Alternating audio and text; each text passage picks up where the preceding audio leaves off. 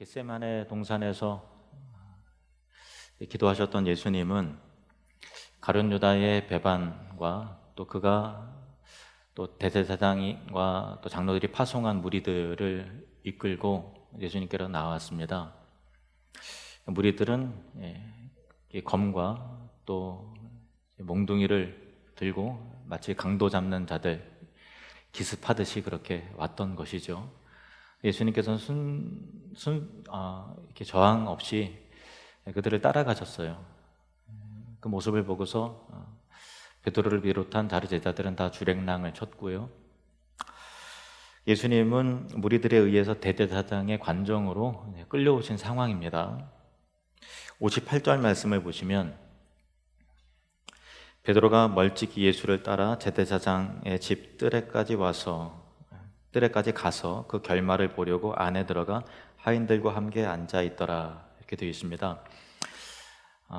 도망가던 베드로는 요한복음에는 또 요한도 같이 동행했다고 나와 있는데, 요한과 베드로가 도망가다가 그 결말이 궁금해서 멀찍이 들키지 않도록 미행하면서 그 무리들과 함께 예수님을 따라왔고, 무리들 속에 섞여서 대제사장의 집들 안에까지 들어왔습니다. 그러니까 예수님은 똑같이 뜰인데 예수님은 뜰 안쪽에 계셨고 뜰 사이에 경계가 있었던 것 같아요. 그 경계 바깥 뜰에는 베드로도 같이 있었던 상황이고요. 베드로는 바깥 뜰에서 하인들과 함께 불을 쬐면서, 날씨가 굉장히 추웠던 것 같아요. 불을 쬐면서 저 멀리 예수님이 당하시는 상황을 멀찍이 관찰하고 또 귀를 기울여 어떻게 되어지는지, 결말이 어떤지 보고 있었던 상황인데, 그때 한 계집종이 나와서 너도 갈릴리 사람 예수와 함께 있었다, 이렇게 말을 하니까 베드로가 깜짝 놀라서 완강하게 부인을 하면서 하는 말이, 나는 내가 무슨 말을 하는지 도무지 알지 못하겠다, 이렇게 발뺌을 하는 것이죠. 그러니까 베드로가 예수님을 부인하는 것은 단순히 엉겁결에 또 두려운 마음에 시치미를 떼는 것이 아니라, 사실은 예수님을 향한 그의 믿음과 마음이 좀 굉장히 혼란스럽고 그 믿음이 흔들리고 있었던 상황이었습니다. 그의 믿음의 회의와 의심이 뒤섞여 있었던 그런 상황이기 때문에, 이 본문 가운데 이 베드로가 예수님을 쫓아온 이유가 그 결말을 보려고라고 했던 부분이 바로 베드로의 지금 상황과 형편을 뜻하는 내용이죠. 충성과 믿음에 의한 발걸음이 아니라, 지금까지 내가 예수님을 주님으로 믿고 모든 것을 다 버리고 쫓아왔는데, 3년 동안 주님을 따랐는데 이렇게 허무하게 끝나는 것이 너무 아깝고 민망해서, 그래도 내가 그 결말은 내가 봐야 되겠다라고 하는 그런 마음으로 온 것이었는데, 그의 그 불완전한 믿음과 흔들림이 계집종의 한마디에 감춰져 있던 이 흔들림이 수면 위로 드러나 버리게 된 것이었죠. 근데 이게 마태가 기록하는 이 내용을 우리가 주목할 필요가 있는데, 70절 말씀 보시면 베드로가 모든 사람 앞에서 부인하여 이르되 나는 내가 무슨 말을 하는지 알지 못하겠노라 하며 이렇게 했어요. 그러니까 단지 베드로가 부인했다라고 하지 않고 모든 사람 앞에서 부인했다라고 특별히 강조한 이유가 과연 무엇일까라는 것을 우리가 생각을 해봐야 됩니다. 그 이유는 즉슨 마태복음에 보면은 이 모든 사람 앞에라고 하는 그 특별한 강조점의 의미가 이렇게 나와 있습니다. 자, 마태복음 10장 32절 또 33절 말씀 보시면, 누구든지 사람 앞에서 나를 시인하면 나도 하늘에 계신 내 아버지 앞에서 그를 시인할 것이요, 누구든지 사람 앞에서 나를 부인하면 나도 하늘에 계신 내 아버지 앞에서 그를 부인하리라. 그러니까 사람 앞에서 예수님을 시인하고 또 사람들 앞에서 예수님을 부인하는 것이, 예수님께서 하나님 앞에서 그를 인정하고 부인하게 것을 나누게 되는 굉장히 중대한 부분이었는데, 마태가 기록을 할 때 단순히 사람 앞에서라고 하지 않고 모든 사람 앞에서 예수님을 부인했다라고 하는 그 부분을 강조한 이유는, 베드로가 단순히 이것을 부인한 것이 엉겁결에한 것이 아니라 심각한 믿음의 배반이었고 그리스도 앞에서 심각한 이 죄를 저지른 것을 우리에게 강조하는 그런 표현인 그런 것입니다. 첫 번째 베드로가 예수님을 부인했던 부분에 우리가 살펴볼 내용은 이것이고요. 두 번째로는 당황한 베드로가 이제 그 자리를 피해서 앞문 쪽으로 자리를 옮기는 상황 속에서 또 다른 여종이 베드로를 보면서 또 베드로를 또 고발하는 거예요. 그때 두 번째 베드로가 부인을 하는데 71절, 72절 말씀 보세요. 앞문까지 나아가니 다른 여종이 그를 보고 거기 있는 사람들에게 말하되 이 사람은 나사렛 예수와 함께 있었도다 하매 베드로가 맹세하고 또 부인하여 이르되 나는 그 사람을 알지 못하노라 이렇게 부인을 했다는 거예요. 나는 그 사람을 알지 못한다. 나는 저 사람과 저기 있는 저 사람과 상관이 없다 이렇게 말하는 거예요. 그러니까 이게 얼마나 참 두려운 말이에요. 예수님과 나는 아무런 관계가 없다. 입장 바꿔서 예수님이 저와 여러분에게 너는 나와 아무런 관계가 없다라고 그 관계를 단절한다면 그 얼마나 두려운 표현이에요. 베드로가 그렇게 하고 있는 거예요. 저기 있는 예수라는 자와 나는 아무런 관계가 없는 사람이다라고 선을 딱 그어버리는 것이죠. 그리고 나는 저 사람과 관계가 없다는 것을 자기의 말이 확실하다는 것을 더하기 위해서 맹세까지 해버렸어요. 맹세. 근데 이 유대인들은 맹세를 우리는 절대 아니다, 내가 맹세한다 라고 하지만 유대인들은 맹세에 하나님의 이름을 걸고 맹세하는 것이죠. 하나님의 이름으로 맹세를 할 때 자기의 말이 그만큼 확실하다라는 것을 표현하는 표현인데 아마도 베드로는 하나님의 이름을 걸고 맹세한 것일 수도 있다. 그것입니다. 세 번째 부인한 내용을 보겠습니다. 73절, 74절 말씀을 보십시오. 조금 후에 곁에 섰던 사람들이 나와 베드로에게 이르되 너도 진실로 그 도당이라 내 말소리가 너를 표명한다 하거늘 그가 저주하며 맹세하여 이르되 나는 그 사람을 알지 못하노라 하니 곧 닭이 울더라. 우리나라도 각 지역마다 억양과 사투리가 다 다르잖아요. 그래서 부산에 있는 사람이 서울로 가서 이렇게 말을 하면 이게 부산 사투리 경상도에서 왔구나라는 것이 딱 표시가 나듯이 여기는 지금 예루살렘이란 말이에요. 유대 지역의 수도예요. 베드로는 어디 출신인가 하면 갈릴리, 저 북쪽에 있는 갈릴리 어촌, 시골 출신이란 말이에요. 그러니까 당연히 갈릴리의 사람들의 특유의 그 어투, 억양이 당신이 딱 나오는 거예요. 그러니까 너 말투 보니까 경상도인데 뭘 이렇게 하는 거야. 너 말투 보니까 갈릴리에서 온 게 분명한데 그리고 갈릴리에서 온 예수와 함께 있었던 거 우리가 봤고 너 말투 자체가 갈릴리 사람인데 뭘 이렇게 부인을 부정하냐. 틀림없다라고 진실로 그 도당이다. 그 패거리 맞다라고 말을 하는 상황 속에서 베드로는 이에 저주까지 하고 맹세했다라고 나와요. 그러니까 더 확실하게 저주했다. 이 세 번째 부인의 특징은 저주했다라는 건데 이 저주라고 하는 것은 구약시대 때 자기의 말에 확증하기 위해서 내가 만약에 이 말하는 것이 진실이 아니라면 하나님이 내 위에 벌을 내리시기를 원하노라 이렇게 하면서 내가 이 말이 아니면 하나님께 날 저주하실 것이다 라는 하는 의미에서 이 저주를 사용을 했던 구약의 기록들이 있어요. 아마도 그와 같은 저주였을 수도 있고 혹은 적극적인 의미에서의 예수님을 저주하는 표현이 있을 수도 있어요. 예를 들면은 예수님이 그 시약 가운데 들어와 있는 상황이니까 저런 저 참난한 자와 죄인과 제가 한 통속으로 생각하다니 가당치도 않습니다 라는 그런 이 적극적인 부분에 있어서 예수님을 저주함을 통해서 나는 저 사람과 같은 선상에서 같은 무리라고 하는 것이 나에게는 모욕이다 라는 의미에서 자기 논리를 자기 말을 확실하게 그렇게 증거하는 그런 표현이었을 수 있다라는 것이죠.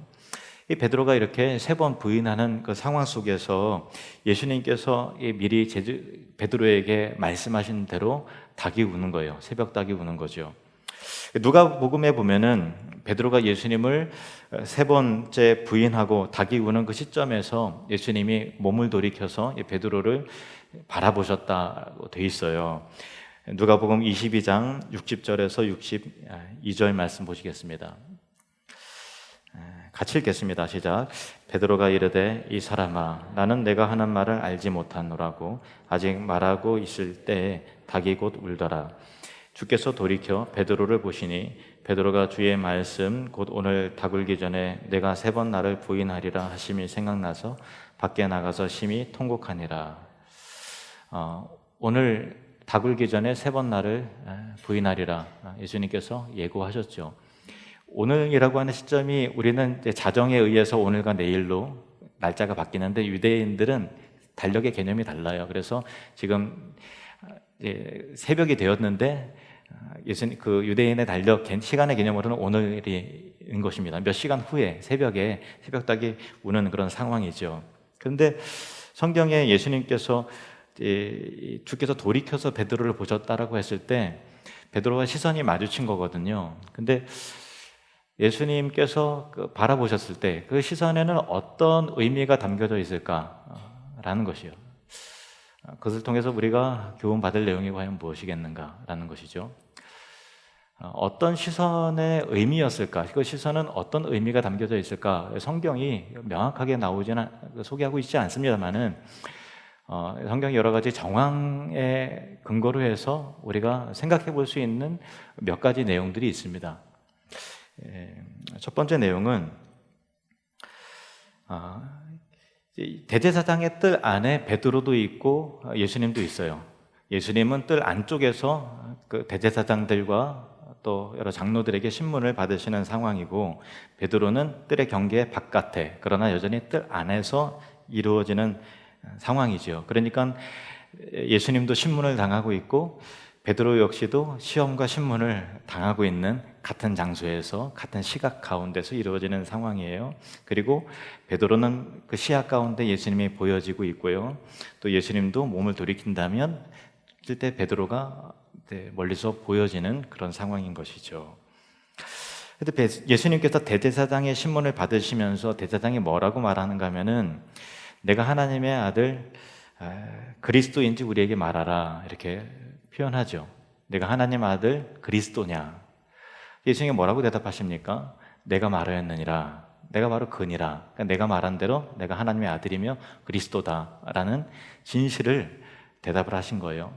근데 아무도 당연히 믿지 않고 사람들이 신성모독이다 하면서 너발대발하면서 참남하다, 신성모독하는 말을 들었다 하면서 대제사장이 장로들을 향해서 너희는 신성모독하는 이 말을 어떻게 생각하냐 했더니 장로들이 사내들이 공회원들이 다 사형을 시켜야 된다, 죽을 죄를 지었다라고 그렇게 하는 상황이죠. 근데 재밌는 것은 대제사장이 너가 하나님의 아들 그리스도인지 우리에게 말하라라고 했을 때 불과 몇 개월 전에 베드로가 가이사랴 빌립보에서 사람들이 나를 누구라 하느냐 그런 질문 가운데서 너희는 나를 누구라 하느냐라는 질문 속에서 베드로가 뭐라고 고백을 합니까? 주는 그리스도시요 살아계신 하나님의 아들이십니다 라는 고백을 했고 그 고백 가운데 내가 내 교회를 이 반석 가운데 내 교회를 세울 것이다 라고 하셨는데 이 고백을 했던 이 베드로가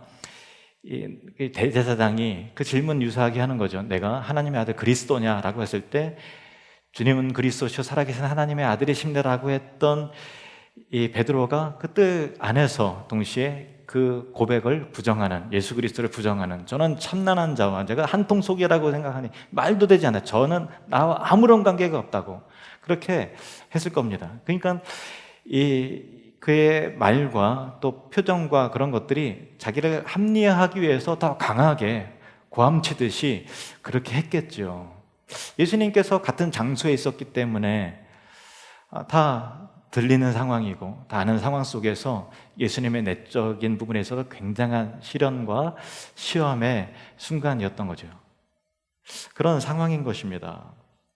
예수님은 지금 이 사람들이 나를 부정하고 조롱하고 그리고 또 이제 삼남하다고 하면서 예수님의 뺨을 치고 얼굴에 침을 뱉고 주먹으로 때리고 그리고 눈을 가리우면서 내가 너를 친 자가 누구냐 선지자 노릇을 하라 라고 조롱하는 상황 속에서 주님 그리스도시요 살아계신 하나님의 아들이십니다라고 고백을 했던 베드로 역시 그 같은 자리에서 주님을 배반하고 부인하고 부정하는 그리스도이심을 부인하는 상황을 예수님께서 다 듣고 보고 느끼고 계셨던 상황 속에서 닭이 울자 예수님께서 몸을 돌이켜서 베드로를 바라보실 때 예수님의 시선에는 어떤 감정과 어떤 내용이 담겨 있겠습니까?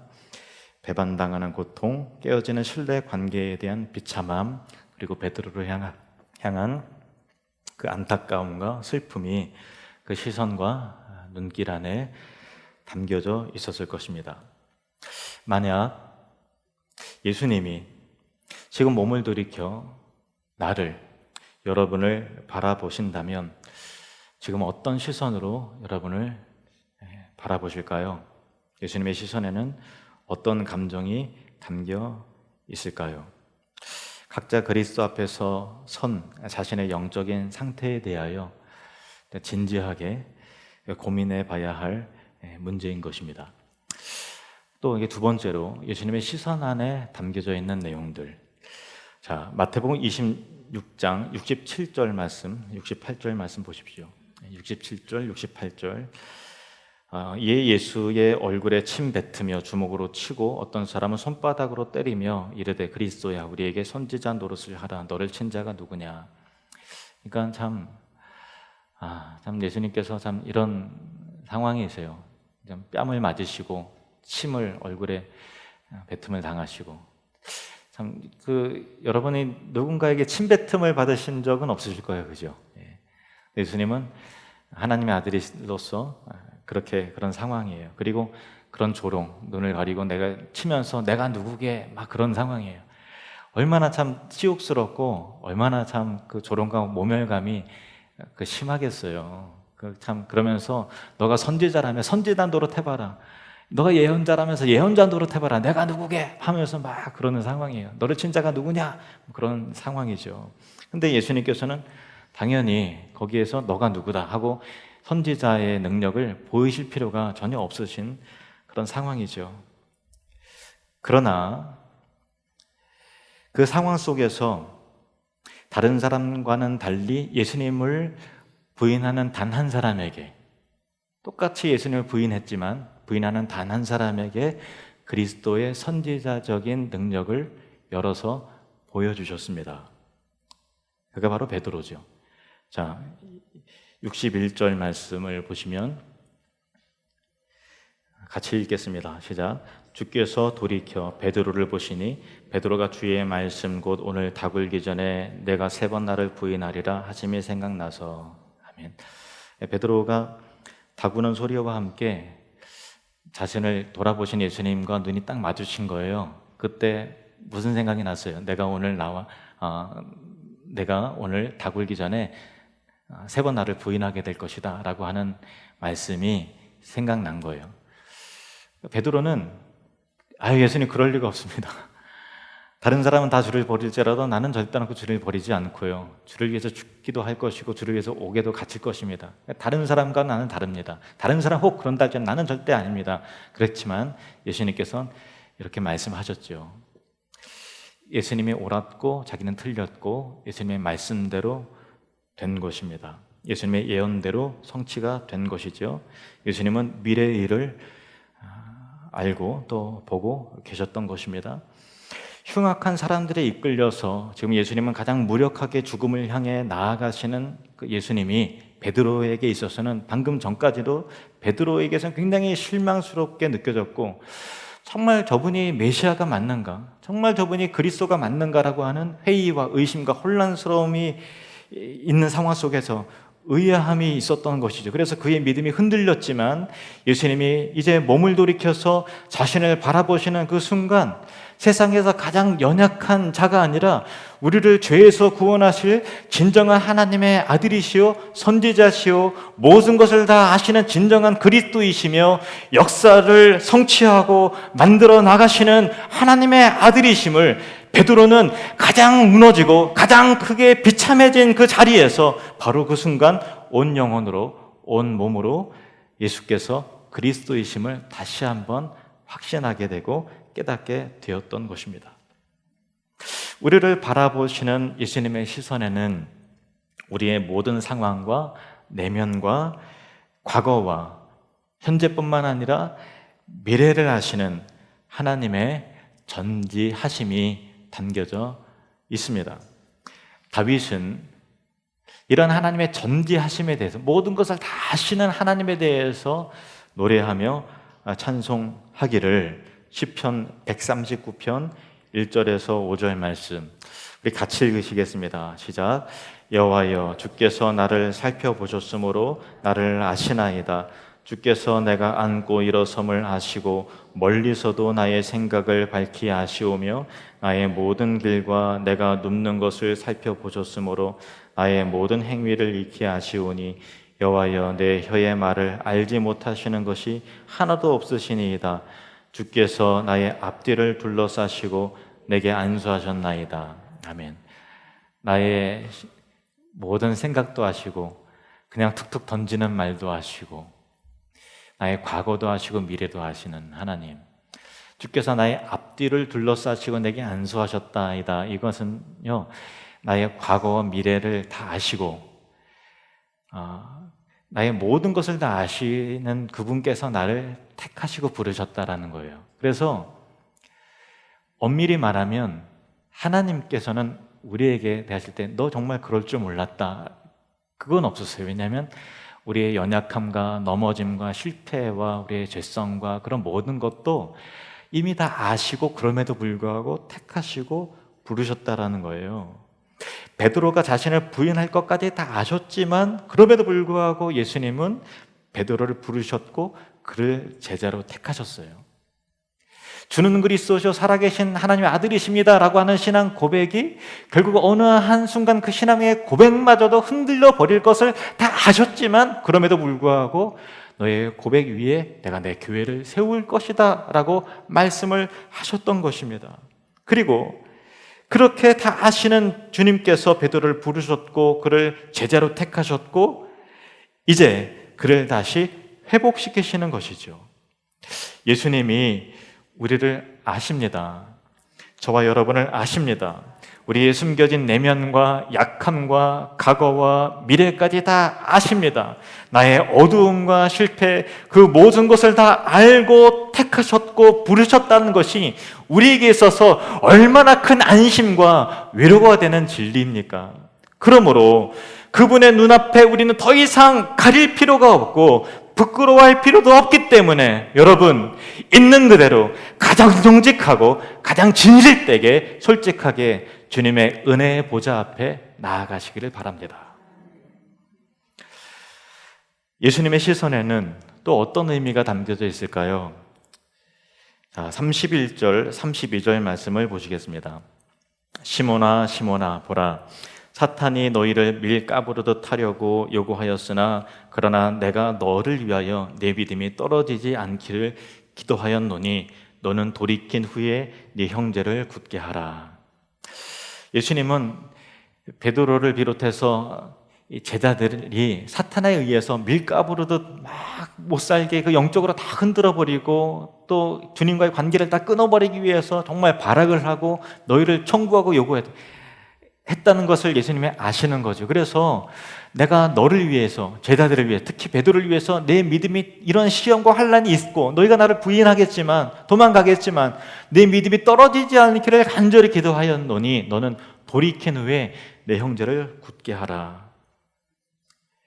그 후에 형제들을 굳게 세우는 사도가 될 것을 예수님은 아시는 것이죠. 그래서 새벽닭이 울 때 예수님은 베드로를 향해 몸을 돌이켜 돌아보시면서 지금 베드로의 실패와 배반이 있고 또 정말 처참한 상황 속에서 예수님을 부인하는 큰 죄를 짓고 있지만 그것이 베드로에게 있어서의 인생의 결론이 아니라 이 일을 계기로 자기 의가 꺾여진 새로운 은혜를 구하는 하나님의 사람으로 세워져서 초대교회의 그 기초를 세우는 사도로서의 역할을 감당하는 사도 베드로가 될 것을 예수님께서는 기대하고 또 기도하시면서 소망 가운데 그를 바라보시는 것이죠. 단순히 정죄의 눈빛으로 바라보시는 것이 아니라 베드로를 향한 기도함과 기대와 소망 가운데 베드로를 바라보셨을 것입니다. 우리 예수님이 여러분을 향한 기대감이 있으십니다. 우리가 연약하고 실패하고 넘어질 때가 있죠. 실패 가운데, 좌절과 절망 가운데 정말 무거운 발걸음으로 이 자리에 나온 주의 성도들이 있는 줄도 압니다. 그러나 우리 예수님께서 여러분을 회복시키실 것이고 여러분을 통해서 이루실 영광스러운 일들을 계획하시고 그분이 친히 이루실 것입니다.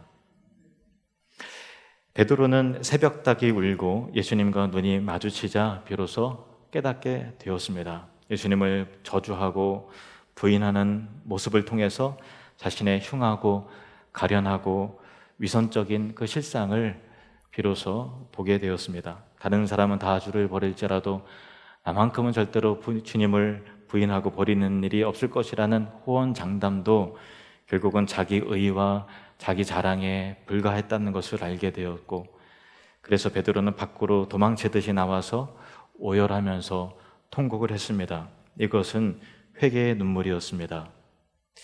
사랑하는 성도 여러분, 회개의 눈물을 갖기를 바랍니다. 베드로는 사랑의 주님을 배신한 후회와 죄송한 마음 가운데 통곡하며 울었습니다.